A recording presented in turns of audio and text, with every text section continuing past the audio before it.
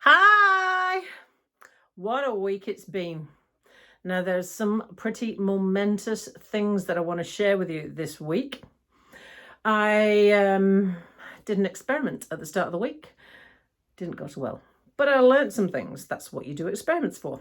So earlier on in the week, I wanted to see what it would be like if I was to try out some appointments back to back at work. I learned quite an interesting thing now. I wondered whether I'd have the physical ability to do that.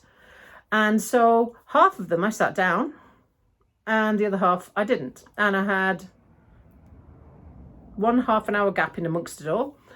And it was, let me think about this, 2, 3, 4 hours with a half-an-hour gap in the midst of it. The last hour was a nightmare. I seriously really struggled with the last hour, physically and also mentally. And it taught me that actually that sort of load, similar to what I used to do before, is absolutely not going to be feasible. And it wasn't just the physical, oh, I need to sit down. It was the mental side of things as well. Now, I'm not sure what that to attribute all of that to. Some of it is obviously the mechanics of having to always work out where my leg is and how I'm going to mobilize and do this and that. But I think a large part of it was psychological, the mental side of things, dealing with people and things and places and movements and all of that sort of thing.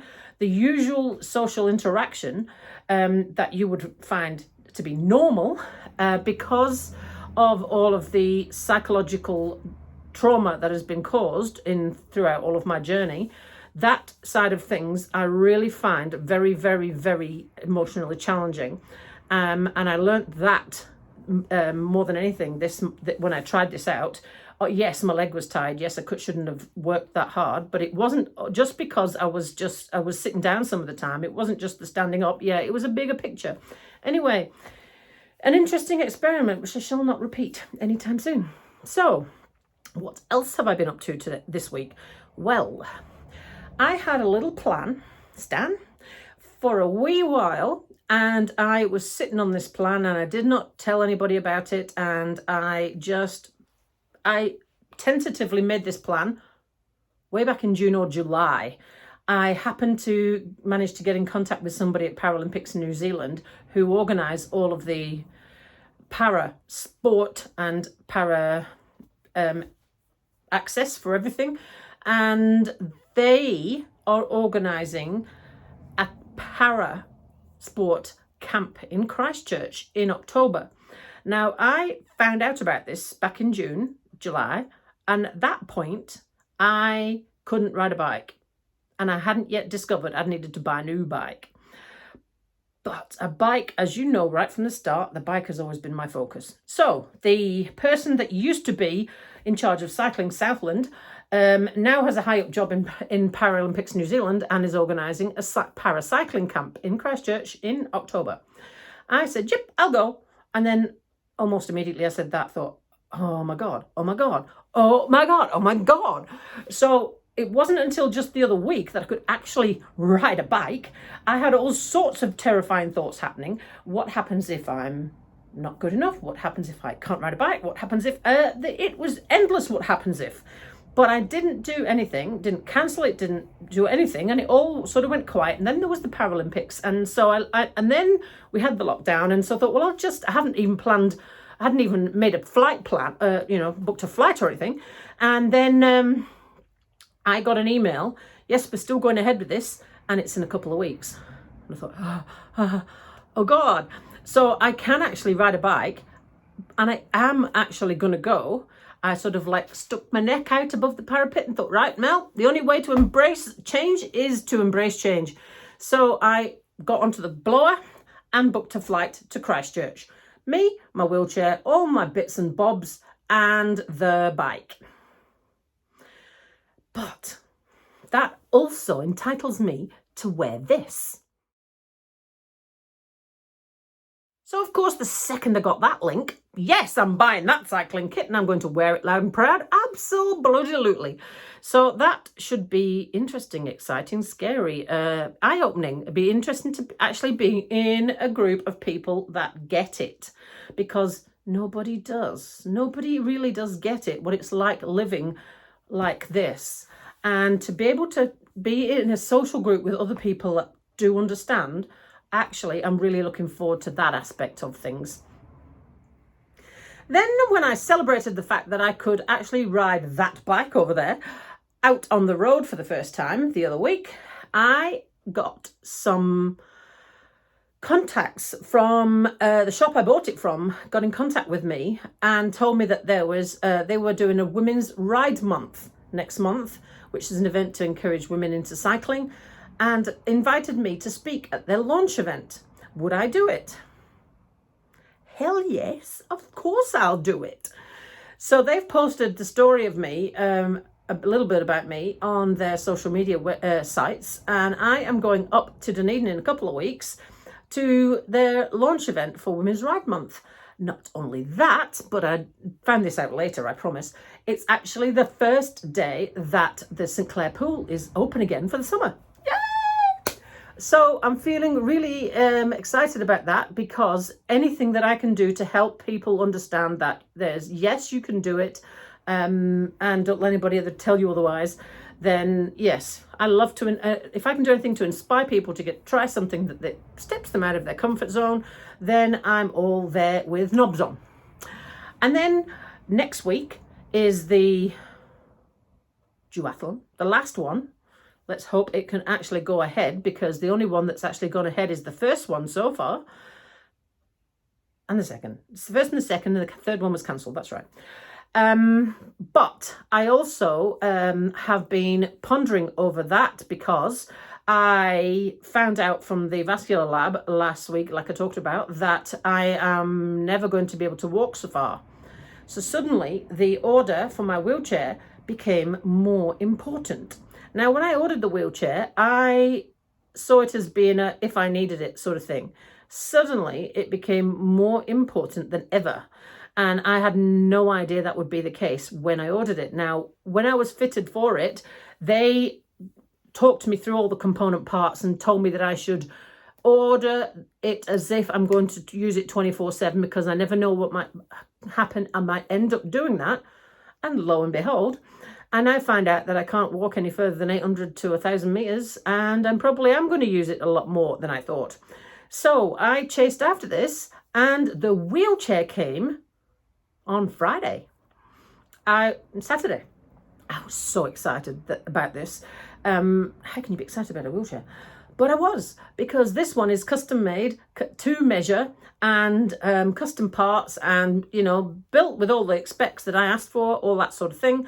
And it's taken a really, really, really long time. Now, when I learned a few weeks ago that I would not be able to do the, you know, off-road tramping, blah, blah, blah, I was keen to get my shoulders in shape, to get my shoulders moving for me in a way that my legs cannot. And so, what did I do the very first day that I collected the wheelchair? Yes, I took it out. But let me show you the wheelchair first. This is the new wheelchair. And I thought I'd bring in all its parts. Now, I was literally just going to show you what it was like, but I've had so many questions about it in the one and only photo that I've posted of it so far, that I thought I'd go through all its component parts in case you are a wheelchair user and you wanted to see how it works. So, this chair is a TiLite made by Permobil. There's its name on the front. And we have opted for titanium fixed frame. Now, the reason we went for a fixed frame rather than a folding frame is because the fixed frame is more rigid, and more of your power on the wheels goes into propelling you forward, whereas a folding frame one does tend to flex a lot and you'll lose a lot of that momentum. So, a few other things. Let me just shimmy on over and I'll show you. The footrest flips up like so. so that I can stand up and out of the wheelchair because it's a fixed frame. And the backrest folds down. So if I take this off here, then there's a little lever at the back and it falls down. Now I will just pull those out. The mud guards come off just like that, and the back folds down flat like that. Now that goes into the back of my car. My car is sort of like a Fiesta hatchback sized, and that lifts up and goes in really easily, just like this. The wheels do come off and they're quick release. You just push the middle there and pull them off, but I'm not going to bother with that. We don't need to show you that. And then I'm just going to put that back up again and take its brakes off, and I'm going to show you another neat little trick around the back. So just going to turn this chair around, and look, we have a crutch rest. So let me just put that back on there. So we've got a crutch rest. Now there is a Velcro loop that goes here that the crutches are held on with, and it was the wrong size, so he's taken it back to adjust it. But the crutches stand in there, are strapped around there, and excellent. I opted to not have handles because if you're a wheelchair user, you'll know how bloody irritating it is. People see a handle, feel the need to push you along. So yeah, then I'm just going to turn the chair around again and show you another few tricks with it. So here we go. Right, so the chair, we decided to order a bag which goes onto the back of it. Just let me get hold of that bag. Well, the wheels are under it. And that straps onto the back of the wheelchair. Always useful, especially useful because I've got extra component parts that I need to carry around with me with this wheelchair. The extra bit being this bit. Now, I've got a freewheel, and this is the freewheel, and a lot of people have asked me what this is. Now, this bolts onto the front of the wheelchair and it lifts those jockey wheels up off the floor at the front. Now, if you've ever sat or tried to use a wheelchair, you'll know slightest little bump in the path, those jockey wheels will knock you sideways, tip you over, that sort of thing. It makes it really unstable. So when you're heading on slightly uneven ground and you want to go over sort of like curbs and bumps and things like that, one of these, that's what you need. So that goes in there like that. Flip that down, and then just turn that around a minute.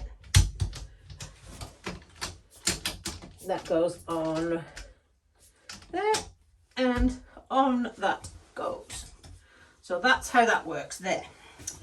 So my front wheels are now off the ground, front casters, feet go on there, and there's a little bit of bounce in it, as you'll see down here, this suspension here. And what that does is it makes going over uneven ground a lot more sturdy and steady, and I don't feel like I'm going to tip over. I can tell you that works because this is how I used it when I did the 5K not park run in Queen's Park yesterday. I did the whole route, and some of it's sealed, some of it's not sealed, some of it's cinder path. It changes, quite frequently changes the surface, and this was perfect for that because it allowed me to go over all those bumps. Sometimes if it was a big bump, those wheels would ground on the bottom there, but that's all right. I never once felt like I was going to tip out, so that I loved that wheel for that. As you can see also, I've also got a set of mountain bike wheels for it. Haven't even used them yet. Still got the grips, I've still got the foam over them, and that is obviously for much more muddy off-road sort of terrain. So this wheelchair's got road tyres on it, which are like road bike tyres and mountain bike tyres. And so we've got two sets of wheels. So there we go. I was able to pick the part colours So you'll see we have opted for, let me just take that off again. We have opted for red, white and blue, obviously. So I've got blue frame, red feature parts and white spokes on the wheels, because of course we have to have red, white and blue. So there you go. That is the wheelchair. I'll put some links in the description as to what the parts are if you actually want to know if you're a wheelchair user and you want to look them up. One more thing I did want to mention, and I found this from when I was hiring a chair. Mud guards. You need mud guards, people, if you've got a wheelchair. And these literally just slide into a slot down there, like that. And the reason you need them is because I'll show you. I'll leave one off.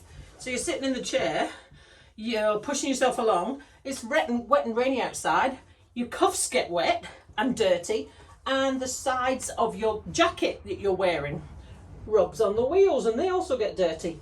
So I would highly suggest, if you're getting a wheelchair, to get some mud guards. So I then decided I needed to try it immediately, and off I went to Queen's Park.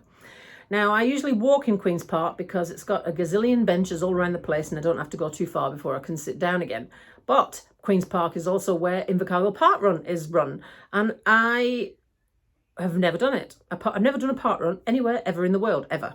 And so I looked up the map and decided I would try and see if I could travel 5k in a wheelchair. Now, you might think I'm slightly crazy because that's a long way to push yourself when you never have before. But hey, you know, what was going to happen? I might just have to stop and go back to the car. Anyway, I did the 5k and here's how it went. So the first kilometre, it was about the same speed as I would walk, but then I'd stop at a kilometre and that'd be me done.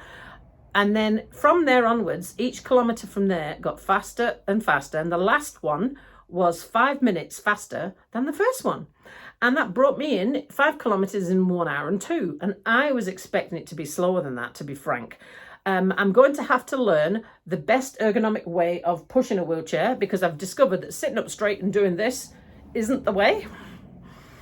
And adjusting, figuring out how it handles, it's really, really, really mobile and very light. And I'm used to using like the old clunky, cruddy second, third, fourth hand DHB ones. This one will pirouette on a postage stamp almost. So I'm going to have to learn that handling. But that was really bloody exciting. And I'm feeling really encouraged by the fact that I can now go on some of the trails that I couldn't do before. I'll tell you something that came up on Strava, and I've had Strava for a number of years, but I've had injuries and various problems for a number of years, and before the leg it was the knee and all of that. Well, I uploaded this 5k not park run to Strava and then posted it on the park run website, my very first ever result on park run, and Strava told me that was the furthest I'd ever walked. So there we go. But Strava and Garmin, I've found another little irritation for the disabled community here, because in Strava there is not a wheelchair option. There is only handbike or walk. Well, I don't walk. I use the wheelchair. So why is there not a wheelchair option? And the same in Garmin. There's no wheelchair option. There's only handbike, but no wheelchair. So somebody who's on a handbike's obviously going to use a wheelchair as well. So why is there not both? That is a darn good question. Strava and Garmin, I'd love to know the answer to that, because I found that an app that I sometimes use that does you the little map version of your route called Relive, it has got a wheelchair option. So come on, Strava and Garmin, get with the program, will you? Because I'm having to log them as walking when I'm not actually walking. Sometimes I might be walking, sometimes I might be wheeling or pushing. I need both options. So that has been my week. Feeling pretty positive so far. I did the 5k in the wheelchair on Saturday, and I expected to be like at the end, but actually I felt great, and I felt like I could carry on and do it again, but I did not, because I know my enthusiasm sometimes is bigger than my ability, and so I stopped there. The next day, across the top of my traps, a wee bit sore, but nothing too major. And so today I went to the pool and swam 2.5 kilometres. So yes, 5k in a wheelchair yesterday, 2.5 in the pool today. So I think tomorrow I might ride a bike and give my arms a rest, because it's not to be underestimated how hard it is when your shoulders do the work of your legs. So there, that's my news for this week. So I cannot wait for my new cycling kit to come. I will have to ring my house insurance company and add the, contents insurance and add this wheelchair, because the price of it is frightening if I had to replace it. Yes. Anyway, have a lovely weekend, day, morning, whatever it is you're doing.